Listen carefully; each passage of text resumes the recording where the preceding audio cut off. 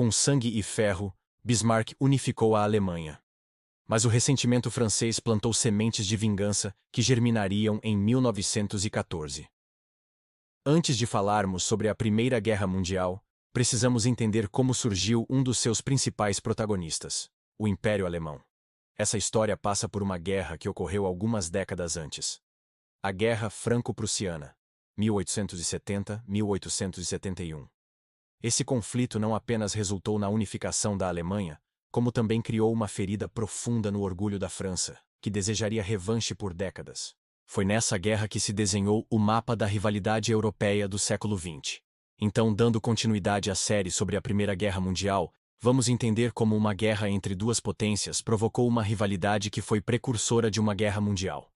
Então pegue seu café, encha sua xícara, aumente o volume, e vamos viajar na história. Capítulo 3. A Guerra Franco-Prussiana e a Ascensão da Alemanha. A Prússia e o projeto de unificação alemã. A Prússia, um dos muitos estados germânicos da época, era uma potência militar e industrial em ascensão. Desde meados do século XIX, havia o desejo entre os germânicos de formar uma nação unificada.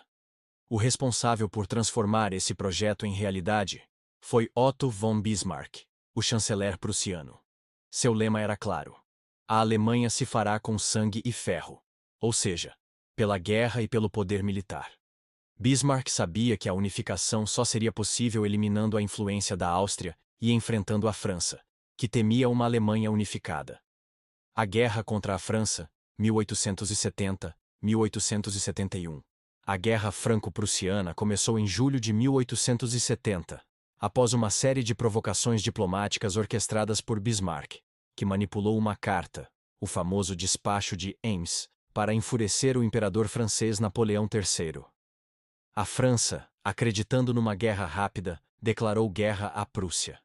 Mas o exército prussiano, apoiado por outros estados germânicos, era mais moderno, melhor treinado e organizado.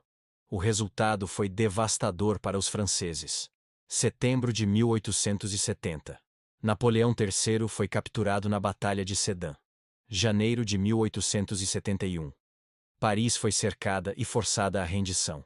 A França foi humilhada e forçada a assinar um tratado de paz desfavorável. A proclamação do Império Alemão.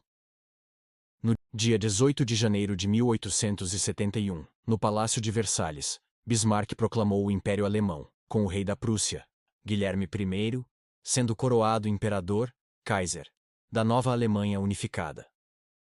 O local da coroação, o Salão dos Espelhos de Versalhes, foi escolhido propositalmente para humilhar a França, que via seu símbolo máximo de glória transformado em palco da vitória alemã.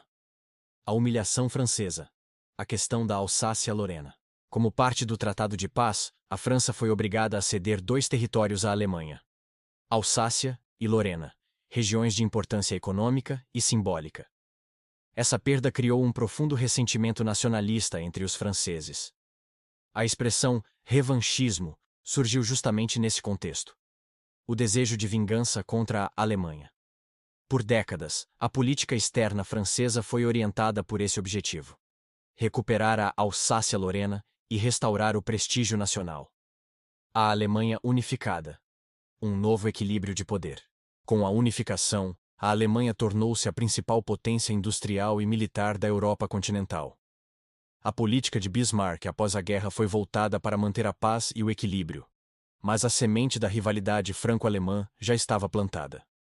Características do novo Império Alemão. Economia baseada na indústria pesada, química e militar. Grande exército profissional. Nacionalismo agressivo e culto à autoridade. Expansão do militarismo como ideologia de Estado. A França, derrotada, passou a buscar alianças, especialmente com a Rússia e o Reino Unido, para tentar conter o avanço alemão no futuro. O sistema de alianças europeias começava a se formar. A vitória prussiana selou o nascimento de uma nova potência, mas também criou um ambiente de instabilidade diplomática. Bismarck conseguiu manter uma paz tensa até sua saída do poder, em 1890. Após sua aposentadoria, o novo imperador Guilherme II adotaria uma política externa mais agressiva, que contribuiria diretamente para o clima de guerra nos anos seguintes. A Guerra Franco-Prussiana não foi apenas um conflito isolado. Ela redesenhou o mapa político da Europa e gerou ressentimentos duradouros. A criação do Império Alemão desequilibrou as relações de poder entre as nações europeias e plantou o desejo de revanche na França. Essa rivalidade explodiria em 1914, mas sua origem está cravada em 1871. Capítulo 4. Nacionalismo e rivalidades. O barril de pólvora europeu. Orgulho, medo e desejo de grandeza. A Europa do início do século XX era como um jogo de dominó. Bastava um leve toque para tudo desabar. Às vésperas da Primeira Guerra Mundial, a Europa estava dividida por tensões profundas e crescentes. O nacionalismo exacerbado, a busca por prestígio internacional e o medo de isolamento diplomático tornaram o continente um verdadeiro barril de pólvora. A guerra já estava madura antes mesmo de começar. O assassinato de um arquiduque em 1914 foi apenas o estopim de um conflito que vinha sendo alimentado por décadas. Nacionalismo, orgulho e ódio. O nacionalismo do século XIX evoluiu de uma ideologia de unificação e emancipação, como na Itália e Alemanha, para uma crença na superioridade étnica e cultural das nações. Isso gerou exaltação da pátria acima de tudo, ódio ao estrangeiro, especialmente aos povos considerados inimigos naturais. A crença de que a guerra seria nobre, redentora e inevitável. Na Alemanha e França, o nacionalismo alimentava o desejo de mostrar força e recuperar ou manter o prestígio internacional.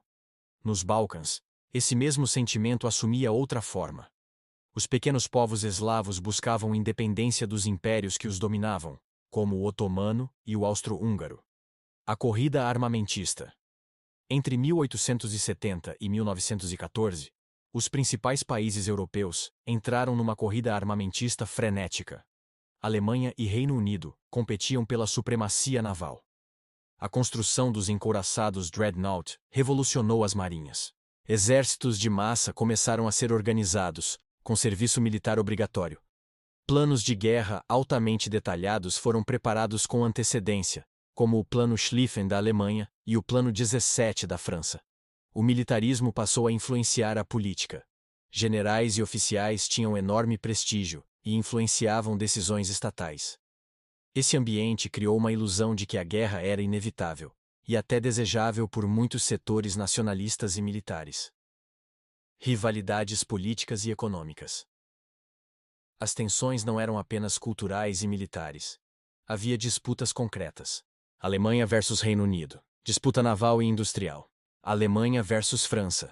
Revanchismo francês e disputa por Alsácia-Lorena. Áustria-Hungria versus Sérvia. Controle dos Balcãs. Rússia versus Império Austro-Húngaro. Liderança sobre os povos eslavos. Itália versus Império Austro-Húngaro. Rivalidade territorial nas fronteiras alpinas. A Europa estava polarizada entre potências em ascensão, Alemanha e Itália, e potências tradicionais, França e Reino Unido, enquanto outras tentavam manter seus impérios multiétnicos, Rússia e Áustria-Hungria. A questão balcânica. A região dos Balcãs era um foco constante de tensão. Depois de expulsarem o Império Otomano, os estados balcânicos, Sérvia, Bulgária, Grécia, Montenegro, disputavam território entre si e sofriam com a interferência dos grandes impérios. A Sérvia se destacava como líder do nacionalismo eslavo, apoiada pela Rússia. O Império Austro-Húngaro, por sua vez, temia o crescimento sérvio e anexou a Bósnia-Herzegovina em 1908, o que irritou profundamente os nacionalistas sérvios. Esse antagonismo direto entre Áustria-Hungria e Sérvia se tornaria explosivo em 1914. O sistema de alianças. Com tantas tensões, as potências formaram alianças militares defensivas, que na prática prepararam o terreno para uma guerra de grandes proporções. Tríplice Aliança, 1882. Alemanha, Áustria, Hungria, Itália, mais tarde, muda de lado. Tríplice Entente, 1907. França-Rússia, Reino Unido. As alianças funcionavam como uma teia de compromissos. Se um país fosse atacado, os outros entrariam em defesa. Assim, um conflito localizado, como entre Áustria e Sérvia, poderia, em questão de dias, se transformar em uma guerra continental. E foi exatamente o que aconteceu. O clima em 1914. No verão de 1914, a Europa parecia prosperar. Mas a realidade era diferente. Havia crises diplomáticas frequentes. A imprensa publicava discursos patrióticos inflamados. Os exércitos estavam mobilizados ou prontos para a mobilização. Movimentos pacifistas existiam, mas eram minoria. Muitos acreditavam que, se houvesse guerra, ela seria rápida e gloriosa. Era uma Europa em negação, racionalmente temerosa, mas emocionalmente seduzida pela ideia da guerra. O nacionalismo, as rivalidades imperiais, o militarismo e o sistema de alianças criaram um clima propício ao conflito em larga escala. A Europa estava armada, polarizada e pronta para a guerra. Só faltava um gatilho. Esse gatilho viria em Sarajevo, no dia 28 de junho de 1914. A guerra ainda não começou, mas o pavio já está aceso. A Europa é um verdadeiro barril de pólvora. E agora você já sabe como chegamos até aqui. No próximo episódio do Café e História, vamos entrar de cabeça no conflito. No capítulo 5, você vai entender como funcionava a terrível guerra de trincheiras, marcada por lama, medo e combates sem fim. E no capítulo 6, a guerra ganha um novo rumo com a saída da Rússia e a entrada dos Estados Unidos, uma virada decisiva no jogo das potências. Então já sabe, se inscreva no canal e ative o sininho para não perder os próximos episódios. E claro, se esse conteúdo te ajudou a entender melhor o passado, deixa o seu like. Isso fortalece muito o nosso trabalho por aqui.